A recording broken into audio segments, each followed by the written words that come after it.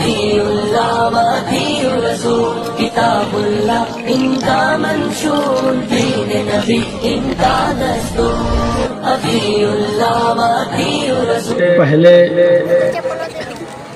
شیخ عبدالغفار سلفی حفظہ اللہ سے آپ نے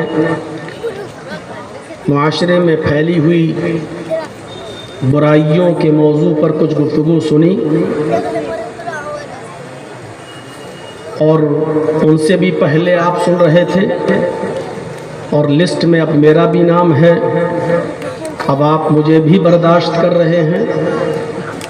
اللہ تبارک و تعالیٰ سے دعا ہے کہ الہ العالمین جو باتیں کہی جا چکی ہیں اور کہی جا رہی ہیں، ہمیں کہنے سے زیادہ اور سننے سے زیادہ اس پر عمل کرنے کی توفیق عطا فرما۔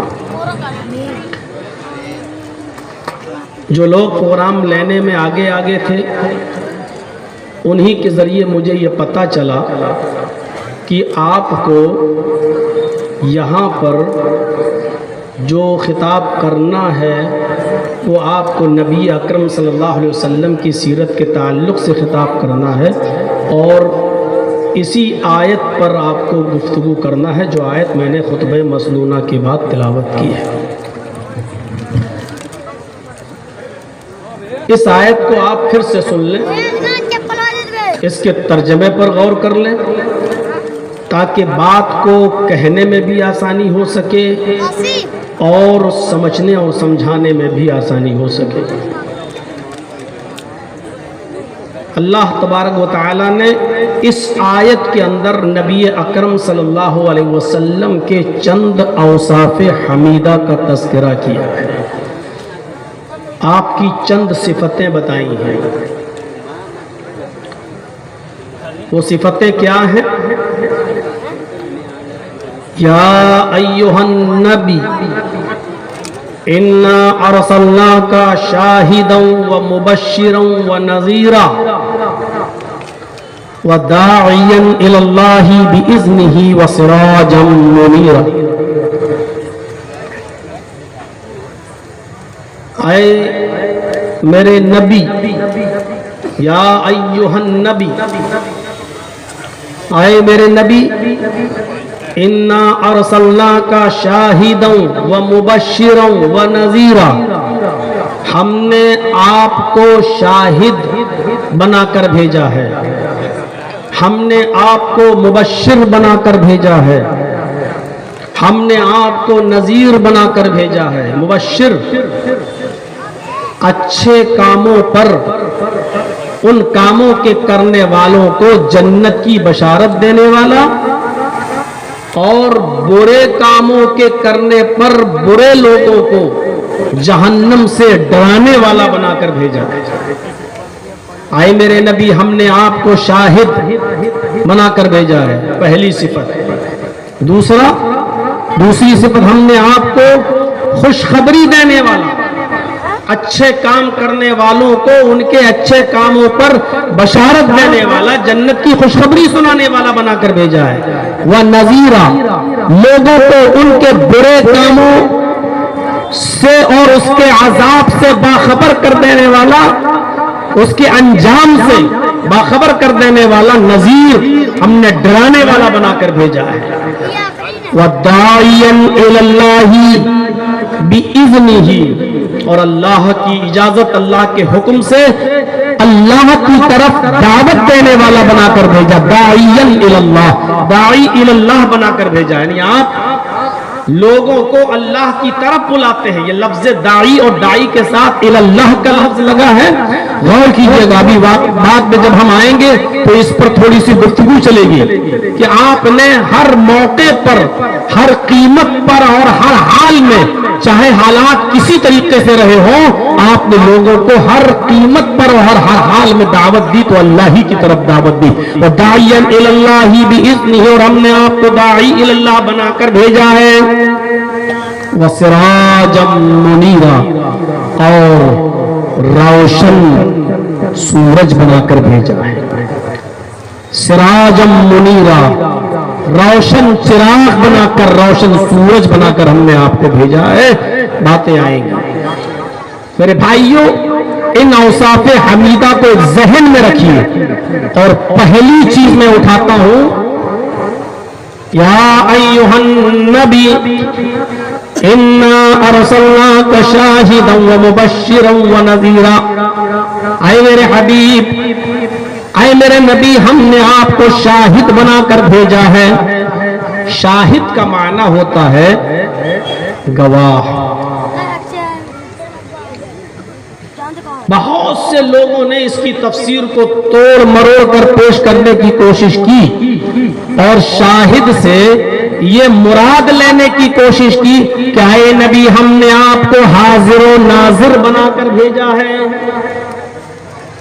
اور انہوں نے دلیل یہ دی کہ جو شخص گواہ ہوتا ہے تو گواہی بھی وہی شخص دیتا ہے جو موقع واردات پہ حاضر ہو۔ مثلا جرجی صاحب کسی قتل کی گواہی دینے کے لیے کورٹ میں حاضر ہوئے، اور کورٹ نے ہم سے گواہی مانگی، تو ہم سے ہمارا اپوزٹ جو وکیل ہوگا وہ جرح کرتے ہوئے کہے گا، کیا آپ نے اس قتل کو دیکھتے ہوئے اپنی آنکھوں سے دیکھا ہے؟ کیا جس وقت یہ مرڈر ہو رہا تھا کیا آپ موقع واردات پہ موجود تھے؟ اگر میں نے کہہ دیا نہیں، گواہی کینسل، گواہی ختم، گواہی کی کوئی حیثیت نہیں۔ آپ گواہی دے رہے ہیں تو گواہ کو موقع واردات پہ ہونا ضروری ہے، وہاں موجود رہنا ضروری ہے۔ جب آپ موجود ہوں گے تبھی گواہی دیں گے۔ اسی سے کچھ لوگوں نے نقطہ نکالنے کی کوشش کی کہ محمد رسول اللہ جب گواہ ہے اور گواہی دیں گے تو گواہ تو وہی ہوگا جو حاضر و ناظر ہوگا، جب آپ حاضر ہی نہیں تو گواہی کیسے دیں گے؟ لہذا محمد رسول اللہ کو شاہد کے لفظ سے حاضر و ناظر بنا کر پیش کرنے کی کوشش کی گئی ہے۔ تھوڑی دیر کے لیے ان کے اس نقطے کو تسلیم بھی کر لیا جائے۔ یار بند کر دیجئے، لوگ اسی کو دیکھ رہے ہیں۔ ہو گیا، ایڈورٹائز ہو گیا آپ کا، بس۔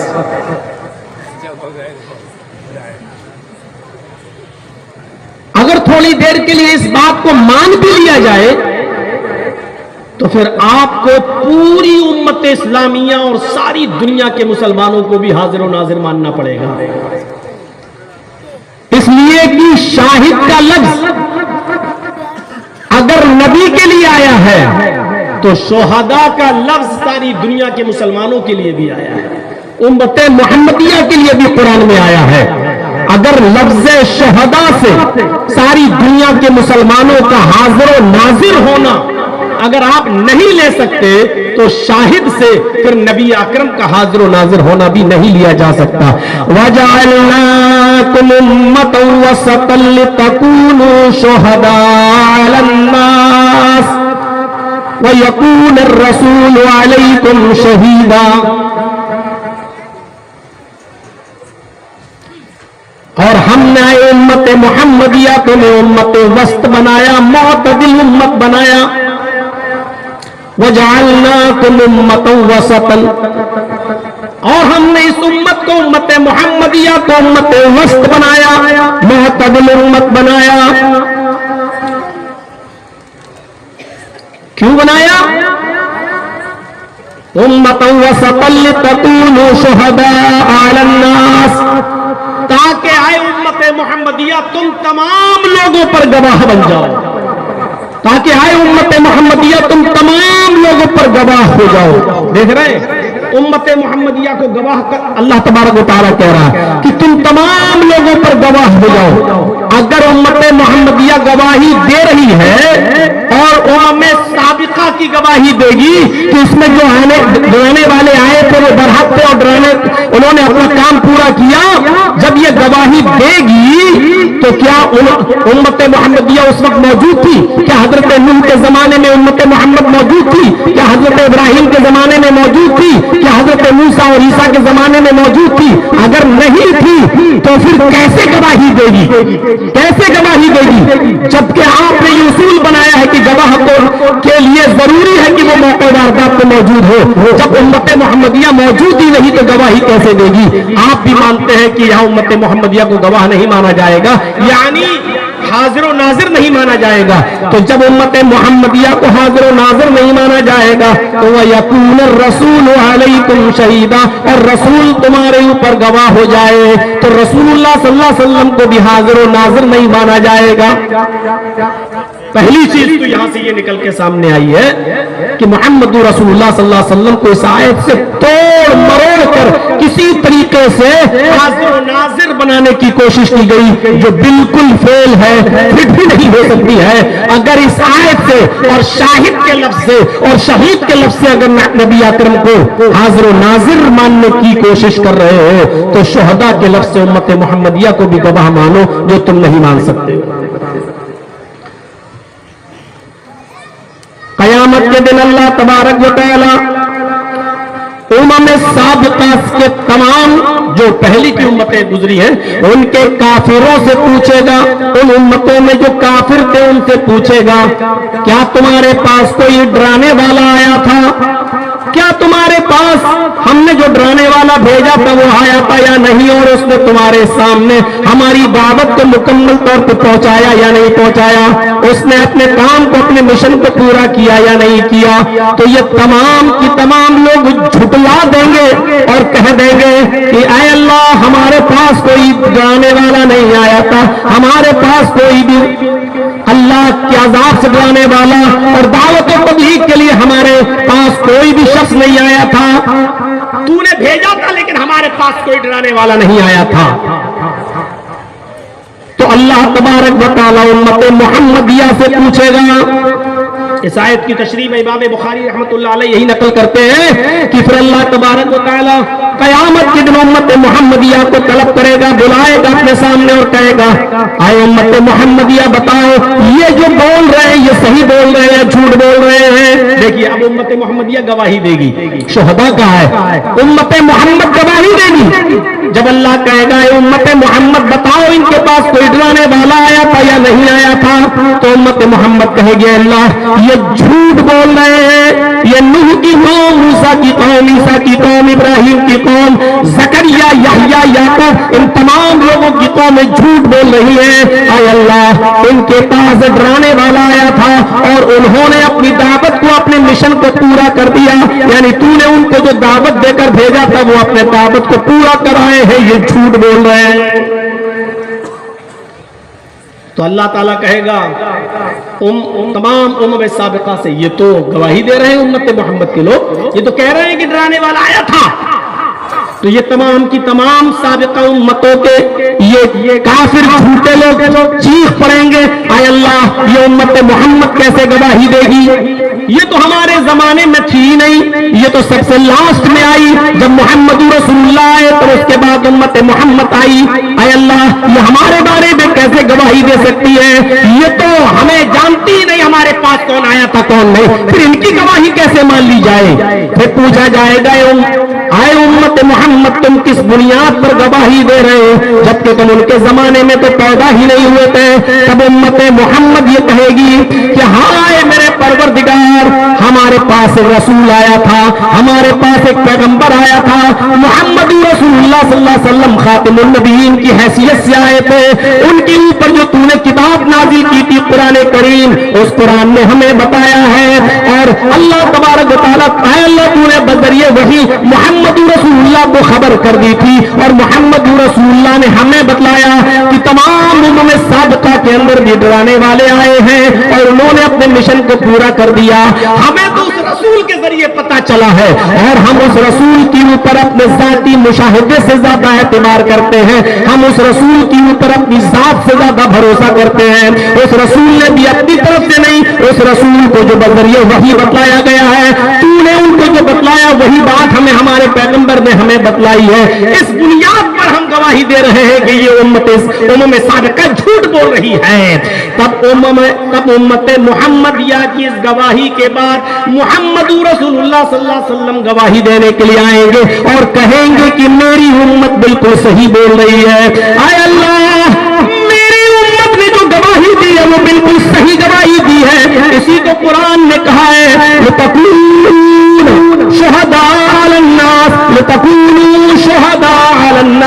ताकि तुम आए उम्मत मोहम्मद लोगों पर गवाह हो जाओ।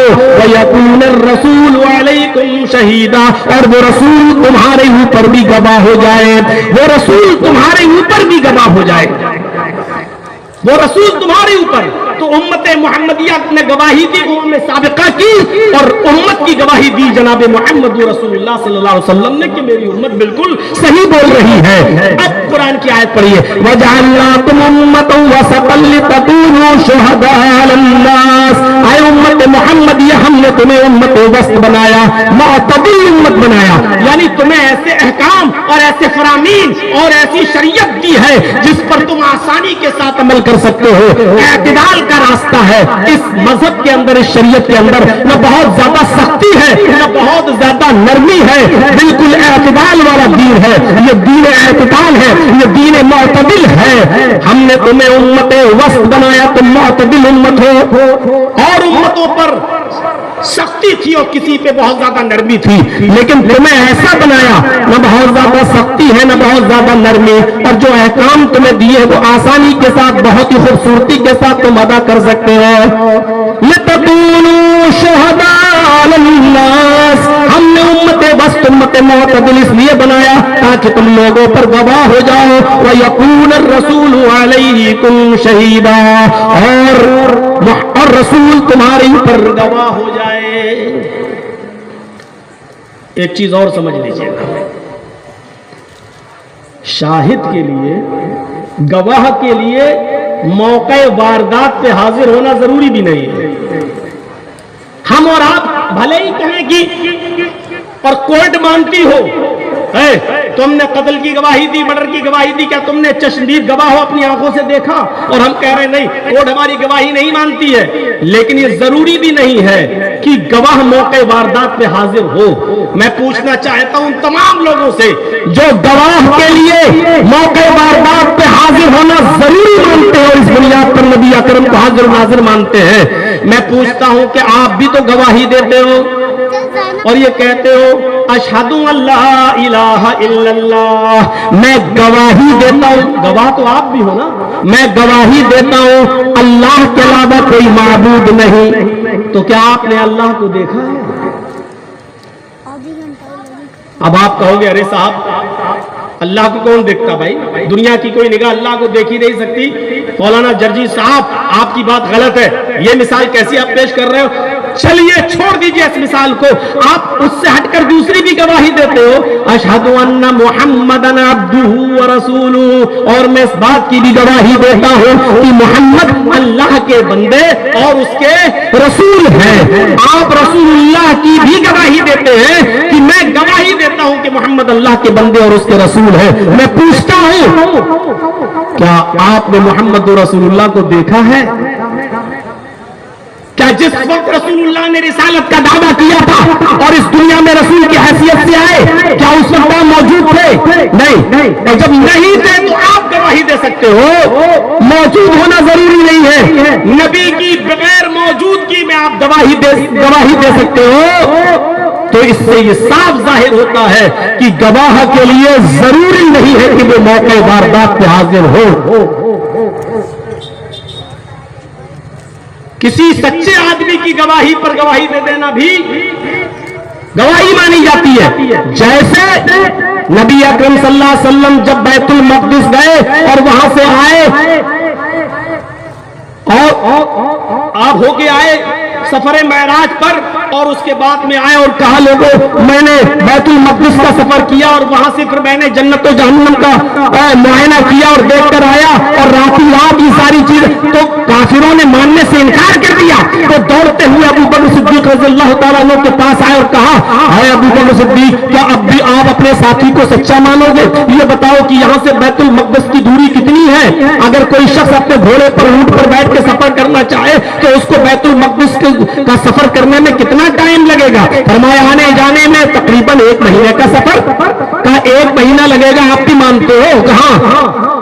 اگر تمہارے ساتھی یعنی محمد رسول اللہ یہ کہیں کہ آج کی رات میں نے بیت المقدس بھی دیکھی اور میں نے جنت و جہنم کا بھی معائنہ کر لیا ہے اور رات ہی رات میں واپس بھی آ گیا ہوں، تو آپ اس بات کو مانو گے یا نہیں مانو گے؟ ابو بکر صدیق نبی اکرم کے ساتھ نہیں تھے. ابو بکر صدیق نبی اکرم کے ساتھ بیت المقدس نہیں گئے تھے. ابو بکر صدیق نبی اکرم کے ساتھ جنت و جہنم کا معائنہ کرنے نہیں گئے تھے، لیکن نبی اکرم کی صداقت اور سچائی کو جانتے تھے کہ وہ کبھی زندگی میں جھوٹ نہیں بولے. اس لیے کیا کہا؟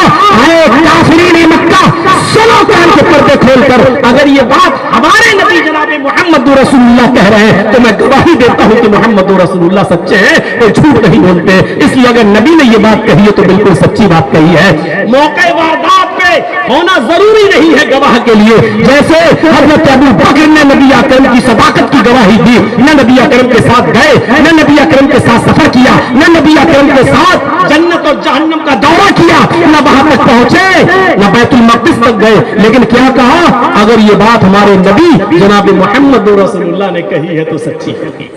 یہ ہوتا ہے کسی صادق کی صداقت جب کسی کے دل میں رچ جائے اور بھر کر جائے تو اس طریقے کی گواہی نکلتی ہے. گواہ کسی بھی معاملے میں گواہوں کی قلت و کثرت کوئی معنی نہیں رکھتی ہے. پھر سن لیجئے، کسی بھی معاملے میں گواہوں کی قلت و کثرت کوئی معنی نہیں رکھتی ہے. کوئی آپ کے یہاں حادثہ ہو جائے اور 50-100 آدمی کھڑے ہو کے کہے اس نے مارا یہ کیا، اور سب لوگ ایک بات بول رہے ہو، لیکن آپ ہی کے علاقے کا کوئی بزرگ شخص، سچا شخص، جس کی بزرگی کے آپ قائل ہیں، جس کی سچائی کے آپ قائل ہیں، وہ کھڑے ہو کے کہتا ہے کہ نہیں صاحب آپ غلط بول رہے ہیں، یہ آدمی ایسا نہیں کیا ہے، میں جانتا ہوں اس آدمی کو، تو پورا محلہ الگ ہٹ جاتا ہے اور اسی ایک آدمی کی بات مانی جاتی ہے، کیونکہ وہ لوگوں کی نظروں میں محبوب ہوتا ہے، اس کی سچائی محبوب ہوتی ہے، لوگ جانتے ہیں یہ محبوب ہے. جب برٹش گورنمنٹ تھی آپ کے بھارت میں، ہندوستان کے اندر جب انگریزوں کی حکومت تھی، تو ایک زمین کے ٹکڑے پر، مسجد کی ایک زمین کے ٹکڑے پر ایک فساد ہو گیا اور ہندو بھائی کہنے لگے یہ زمین کا ٹکڑا ہمارا ہے اور مسلمان کہنے لگے کہ یہ زمین کا ٹکڑا ہمارا ہے، اور یہ جھگڑا بہت دنوں تک چلا اور یہ حل نہیں ہو رہا تھا. برٹش گورنمنٹ کا جج بڑا پریشان تھا کہ زمین دوں تو کس کو دوں.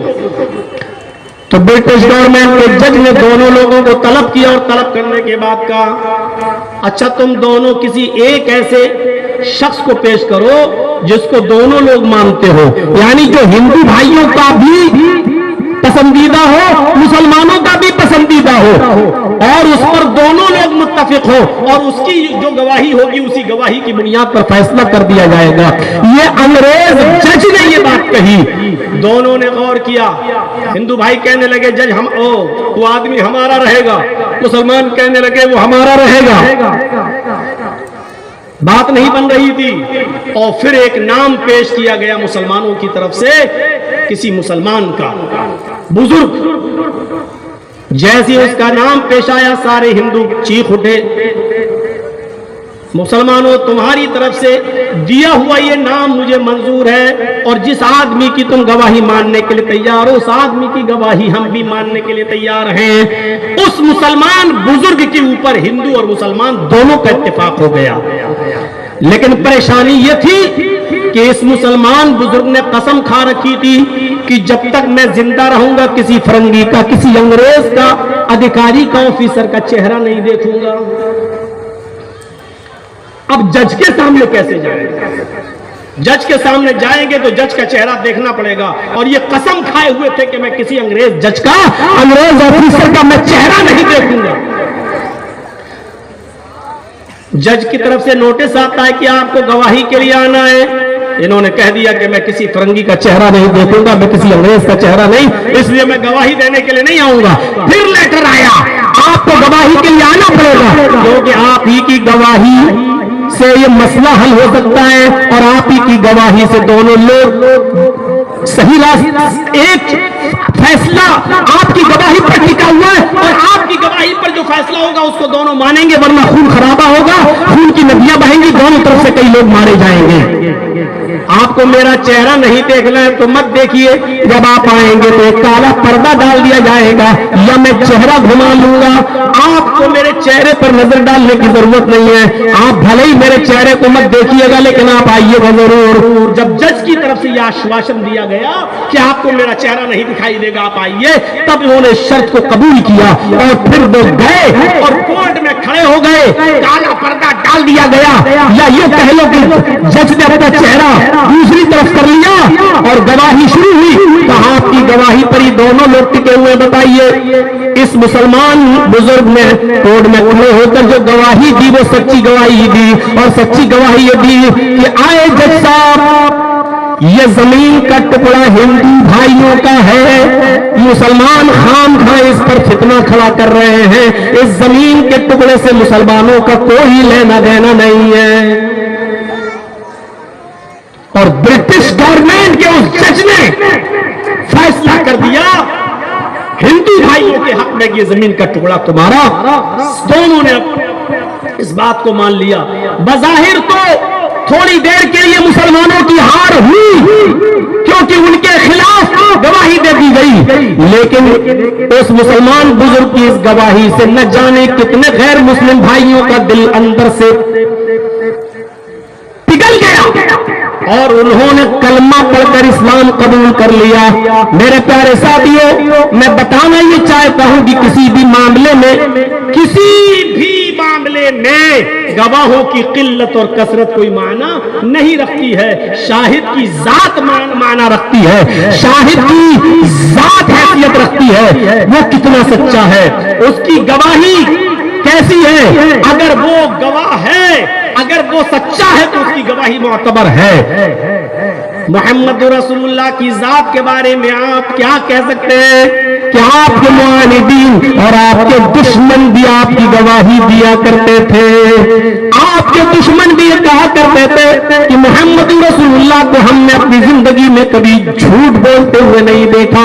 भले ही अपनी दावत ना मानते हो, भले ही वो मुखालिफत करते हो, लेकिन पूरी सीरत की सारी किताबें पढ़ डालिए आप, सीरत की सारी किताबों का आप मुताला कर जाइए, आपको आपके दुश्मनों की एक तारीख मिलेगी, आपको आपके दुश्मनों के बहुत से वाकयात मिलेंगे, आपके दुश्मनों ने आपके साथ ये किया, ये किया, ये किया, पूरी सीरत की किताबें भरी पड़ी होंगी, लेकिन कोई एक नबी का दुश्मन ऐसा नहीं मिलेगा जो ये कह सके कि मोहम्मद रसूलुल्लाह को कभी झूठ बोलते हुए भी किसी ने देखा है।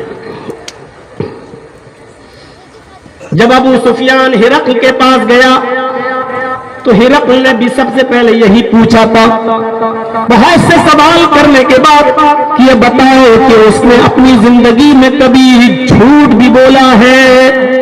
जिसके जवाब में अबू सुफियान ने जो कहा था वो ये कहा था कि यही तो खुसूसियत है उसकी कि मैंने उसको अपनी पूरी जिंदगी के अंदर, पूरी जिंदगी में जब से उसको लोगों ने देखा है, उसके अंदर कभी झूठ बोलने की सिफत नहीं पाई है, वो कभी झूठ नहीं बोलता है, उसने कभी लोगों से झूठ नहीं बोला।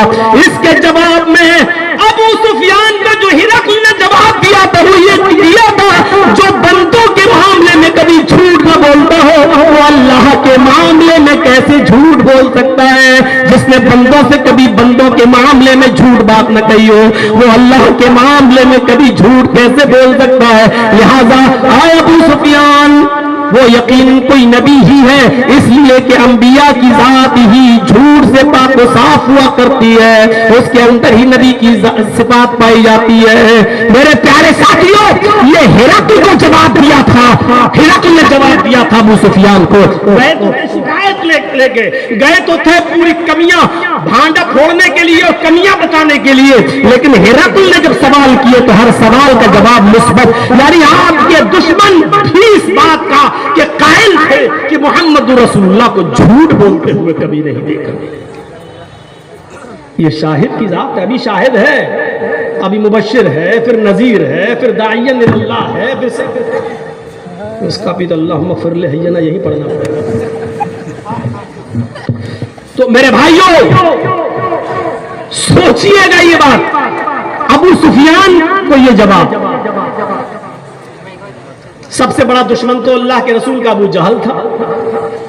काटो तो खून नहीं, मौका लगे तो क्या न करे। अपने इलाके के औबाश और छोटे छोटे बच्चों को बहकाकर ऊंट की ओझड़ियां देकर उनके हाथों में कहता था कि जब मोहम्मद सजदे में चले जाएं तो उनके सर पे डाल देना।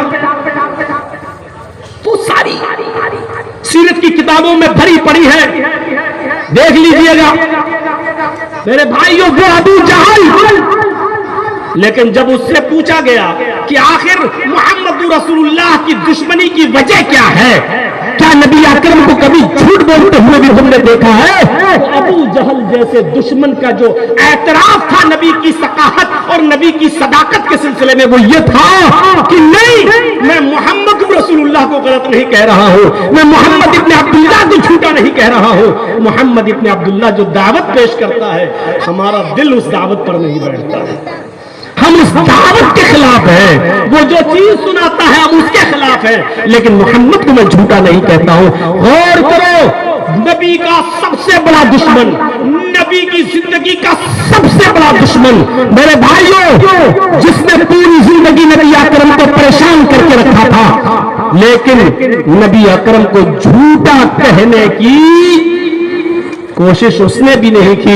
नबी अकरम के सिलसिले में वो भी नहीं कह सका कि नबी अकरम को मैंने कभी झूठ बोलते हुए देखा। जब कुल्ला दावत और तबलीग का हुक्म मोहम्मद रसूलुल्लाह को दिया गया, वअंज़िर अशीरतकल अक़रबीन नाज़िल हुई।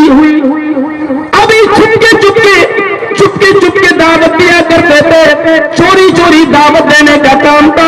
कभी इसके घर पे बुलाकर, कभी अपने घर पे बुलाकर। अभी आला लैलान दावत नहीं दी जा रही थी। जब खुलकर दावत और तबलीग का हुक्म मिला कि जाइए अपने रिश्तेदारों को, अपने घर वालों को डराइए। और इस आयत के बाद जब कोहे सफा पर मोहम्मद रसूलुल्लाह सल्लल्लाहु अलैहि वसल्लम चढ़ जाते हैं और एक एक करके तमाम लोगों को इकट्ठा कर लेते हैं, उस सफा पहाड़ी के नीचे जितने भी लोग जमा हुए, नबी अकरम उन तमाम हाजिरीन को मुखातब करके कहते हैं, गौर करो, उन तमाम हाजिरीन को मुखातब करके कहते हैं, आए लोगों, आज मेरी बात तो सुनने के लिए तुम यहाँ जमा हुए हो। मुझे सबसे पहले ये बताओ कि मैं इस पहाड़ी के ऊपर चढ़ा हूँ, इस पहाड़ी से झांक कर देखता हूँ तो इस पहाड़ी के पीछे एक वादी है, इस पहाड़ी के नीचे एक वादी, एक गुफा है, खाई है। अगर मैं तुमसे ये कहूँ कि इस वादी के पीछे एक लश्कर छिपा हुआ है, अगर मैं ये कहूँ है नहीं, इस वादी के अंदर कोई लश्कर छिपा नहीं है नहीं, लेकिन अगर मैं ये कहूँ मोहम्मद इब्ने अब्दुल्लाह का ये बेटा, आमिना का ये लफ्ज़ जिगर, अब्दुल मुत्तलिब का ये पोता, अगर तुमसे ये कहे कि इस वादी के पीछे एक लश्कर छिपा हुआ है, तो बताओ तुम मेरी बात का इकरार करोगे या नहीं, मेरी बात को तस्लीम करोगे या नहीं, तुम मेरी बात को मानोगे या नहीं, मेरी बात का एतबार करोगे या नहीं। तमाम लोगों ने कहा कालू बला, हाँ क्यों नहीं, अगर आप कहेंगे तो हम क्यों नहीं मानेंगे। बताइए, अगर कोई लश्कर छिपा है तो हम उससे बचने का इंतजाम कर लें, हम उससे अपने आप को महफूज करने का इंतजाम कर लें। आपने बोला नहीं, इस वादी के अंदर कोई लश्कर नहीं छिपा है। फिर बताओ, अगर मैं ये कहूं कि इस वादी के पीछे एक लश्कर है तो मानोगे या नहीं। कहने लगे क्यों नहीं मानेंगे। फरमाया बताओ क्यों मानोगे। मैं कह रहा हूं इस वादी के पीछे कोई लश्कर नहीं है, लेकिन फिर भी कह रहा हूं कि मेरी अगर मैं कह दूं है तो मानोगे या नहीं। इसकी वजह क्या है, किस अंदाज से लोगों से इकरार करवाया, पहले बताओ इसकी वजह क्या है। मेरी बात मानोगे तो क्यों मानोगे, मेरी बात तस्लीम करोगे तो क्यों करोगे। उसकी वजह क्या है, सारे के सारे चीख पड़े,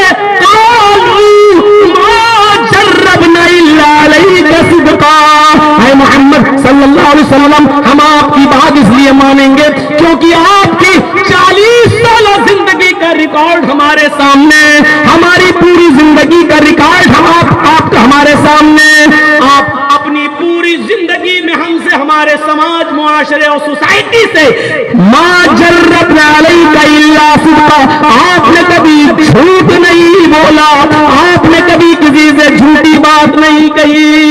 یہ تھا اعتراف اس شاہد کا، اس گواہ کا، اس کی ثقافت پر، اس کی صداقت پر کہ دشمن نیچے کھڑے ہیں، سارے کے سارے بڑے بڑے قبیلے کے لوگ، معزز لوگ کھڑے ہیں اور کیا کہہ رہے؟ قالوا ما جربنا علیک الا صدقا، اے محمد ابن عبداللہ آپ کی بات ہم مانیں گے کیونکہ ہم نے کبھی آپ کو اپنی پوری زندگی میں، ہمارا تجربہ ہے کہ کبھی کسی کو بولتے ہوئے نہیں دیکھا۔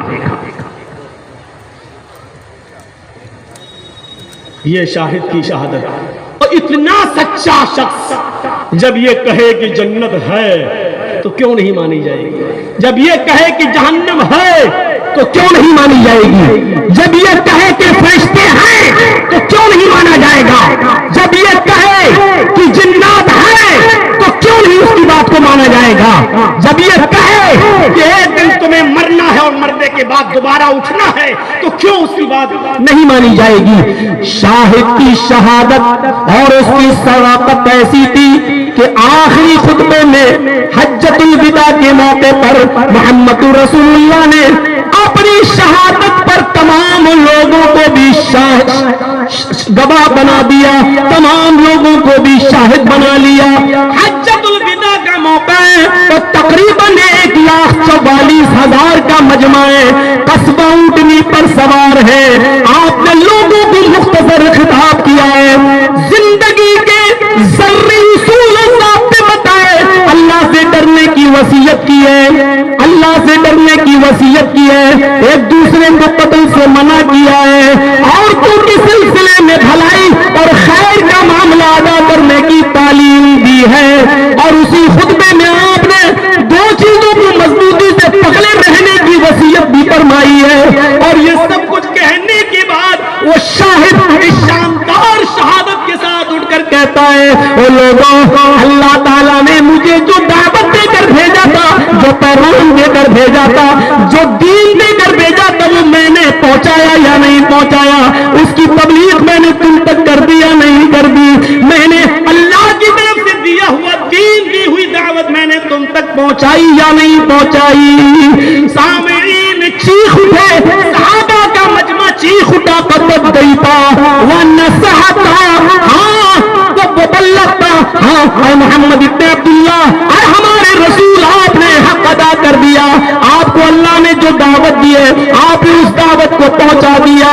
نبی اکرم نے اپنی امت کی اس گواہی کو سنا، یہ کہہ رہے ہیں کہ اللہ کے نبی آپ نے اللہ کی دی ہوئی دعوت کو پورا پہنچا دیا۔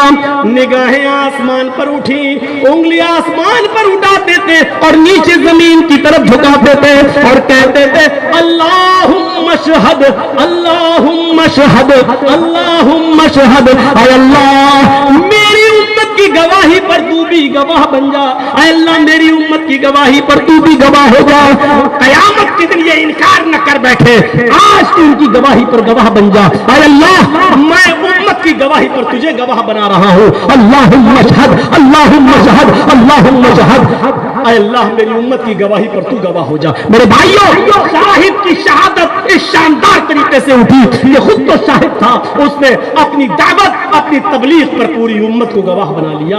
میرے بھائیوں اندازہ لگائیے،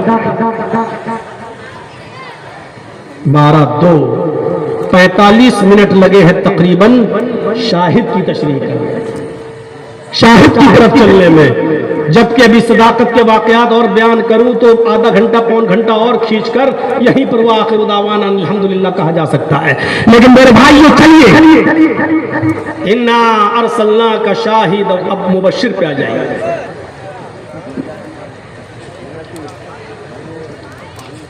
یہ تو ہو گیا شاہد، ہم نے آپ کو گواہ بنا کر بھیجا، سمجھ لیا نا؟ شاہد کے لیے ضروری نہیں ہے کہ وہ حاضر و ناظر ہو. اگر شاہد کا معنی حاضر و ناظر ہے تو پھر پوری امت محمدیہ کو حاضر و ناظر ماننا پڑے گا, کیونکہ اس کے لیے شہداء کا لفظ بھی آیا ہے, لیکون الرسول علیکم شہیدا, اور رسول کے لیے شہید کا لفظ آیا ہے. تو اگر رسول شہید سے حاضر و ناظر تو شہداء سے پوری امت کو حاضر و ناظر لینا پڑے گا. تو شاہد کا جو معنی اور مفہوم تھا وہ میں نے آپ کے سامنے رکھ دیا. انا ارسلناک شاہدا ومبشرا ونذیرا, اور اے نبی ہم نے آپ کو بشیر بنا کر بھیجا, خوشخبری دینے والے, اچھے کاموں پر خوشخبری دینے والے. نبی اکرم کی پوری زندگی آپ دیکھ لیجئے, اچھے کاموں پر خوشخبری ہی تو دی تھی. یہ کیا ہے؟ پڑھیے بخاری, کیا ہے یہ؟ من قال لا الہ الا اللہ دخل الجنہ, یہ خوشخبری نہیں تو اور کیا؟ جس نے کہا لا الہ الا اللہ وہ جنت کے اندر داخل ہوگا. کہیں لوگ اس کا غلط معنی نہ لے لیں, بس لا الہ الا اللہ کا کہنے والا جنتی تو بس کہتے رہیں گے لا الہ الا اللہ, لا الہ الا اللہ, لا الہ الا اللہ. اور بہت سے لوگ بیوی بچے چھوڑ کے جنگلوں میں چلے جائیں گے, اللہ جھٹکے مار مار کے کہیں گے ہو گیا میرا کلیان. اللہ کے نبی نے کہا جانتے تھے میرے بھائیو, اللہ نے بذریعہ وحی بتایا, اس کی اپنی زبان سے کہہ گئے من قال لا الہ الا اللہ صدقا للقلب, جس نے دل کی سچائی سے, دل کی سچائی یہ بہت بڑا جملہ ہے. زباں پہ کچھ ہے اور دل میں کچھ, دل والی چیز پتہ نہیں چلتی ہے. کتنے لوگ ایسے ہیں جو مصافحہ بھی کریں گے اور دل میں بغض بھی رکھیں گے. کتنے لوگ ایسے, السلام علیکم, ان کے چہروں کی مسکراہٹ بھی بتاتی ہے کہ ان سے زیادہ ہمدرد کوئی نہیں, اور چھرا گھونپنے میں وہی سب سے آگے رہتے ہیں. آپ کیا سمجھتے ہیں جلسوں میں سب سن نہیں آئے ہیں, کچھ لوگ پکڑنے آئے ہیں. ایک جملہ مل جائے بس, اور کل چائے کی ہوٹل پہ پوری تقریر خالی وہی جملہ چرچا کرے گا, اور وہ دکھائے گا دیکھو یہ غلطی میں نے پکڑی ہے. وہ اپنے آپ کو بڑا علامت الدہر بننے کی کوشش کرے گا. یہ ہو رہا ہے, یہ ہو رہا ہے. تو صدقا للقلب, سچے دل سے, جو سچے دل سے لا الہ الا اللہ کہہ دے گا, جو اللہ کو سچے دل سے اپنا معبود بنا لے گا, وہ شجر و حجر کو نہ کبھی معبود مانے گا نہ مشکل کشا مانے گا. جو اللہ کو اپنا معبود مانے گا وہ کبھی غیروں کے سامنے اپنا ماتھا نہیں ٹیکے گا. کہہ دیا میں نے جو کہنا تھا, سمجھدار را اشارہ کافی ہے. سمجھدار ہو گئے تو اشارہ کافی ہے. ایرو گیرو میں بہت سی باتیں آ گئی, ایرو گیرو میں بہت کچھ آ گیا. بہت سے لوگ تو ایسے ہیں جو سفر کرتے کرتے گاڑی روک دیتے ہیں, کیا ہوا, سب بلی راستہ کاٹ گئی. یہ بلیوں سے ڈرنے والے چلے ہیں ہم کو ڈرانے کے لیے. جو قوم بلی سے ڈر کر گاڑی روک دیتی ہو, ایسی قوم کبھی زندہ لوگوں کا مقابلہ نہیں کر پاتی ہے. بزدلی ان کے اندر بھر جاتی ہے. اور ہم تو مستد احمد کی اس حدیث کو مانتے ہیں کہ کسی نے مرنے کے بعد کسی نے ایک مکھی مار کے چڑھا دی تھی. اب کہاں چڑھائی تھی وہ آپ لوگ سمجھ لیجئے گا, اس کا نام کھل کے لینے کی ضرورت نہیں ہے. مکھی مار کے چڑھائی, دخل النار, وہ جہنم میں داخل ہو گیا. جو مکھی چڑھا دے تو جہنم میں داخل ہو رہا ہے. جرجیت صاحب 18 میٹر کا کپڑا لے کے جائیں گے تو کیا حال ہوگا, 20-25 تھان لے کے چڑھا دیں گے تو کیا حال ہوگا. اور ایک مکھی مار کے چڑھائی, اور ایک آدمی نے کہا میں مکھی بھی نہیں چڑھاؤں گا. نہیں, اللہ کے علاوہ میں کسی پر کوئی چیز نہیں چڑھاتا. فقتلوہ, یہ لفظ ہے, انہوں نے اس کو مار ڈالا, قتل کر دیا. سب نے مل کر اس موحد کو مار دیا. دخل الجنہ, اللہ نے اس کو جنت کے اندر داخل کر دیا. یہ ہے توحید کی دعوت. جو لا الہ الا اللہ سچے دل سے پڑھے گا وہ 18 میٹر کا تھان 20-25 سوٹ لے کے اور لمبے لمبے چادریں نہیں, وہ ایک مکھی بھی مار کے چڑھانا گوارا نہیں کرے گا, کیونکہ صدقا للقلب, جس نے لا الہ الا اللہ اگر صدق دل سے پڑھا ہوگا. یہ بات بھی بہت سے لوگوں کو پیٹ میں درد کر رہی ہوگی، جبکہ میں کسی کا نام نہیں لے رہا ہوں، لیکن پھر بھی اتنا درد کر رہی ہوگی کہ اگلا جلسہ کراؤ گے تو اپلیکیشن پہنچ جائے گی کہ سب کو منظوری دو، جرجیز کو نہیں دو. یہ نہ صدقاً للقلب، سچے دل سے جو لا الہ الا اللہ کہے گا، سچے دل سے جو کہہ دے گا میرے بھائیوں، چلیے بعد میں آئیں گی. صدقاً للقلب، یہ بشارت دے اللہ کے نبی، دخل الجنہ، وہ جنت کے اندر داخل ہوگا. من مات لا یشرک باللہ شیئا دخل الجنہ، جو اس حال میں مرا کہ وہ اللہ کے ساتھ کسی کو شریک نہیں کرتا تھا، وہ کہاں جائے گا؟ جنت کے اندر جائے گا.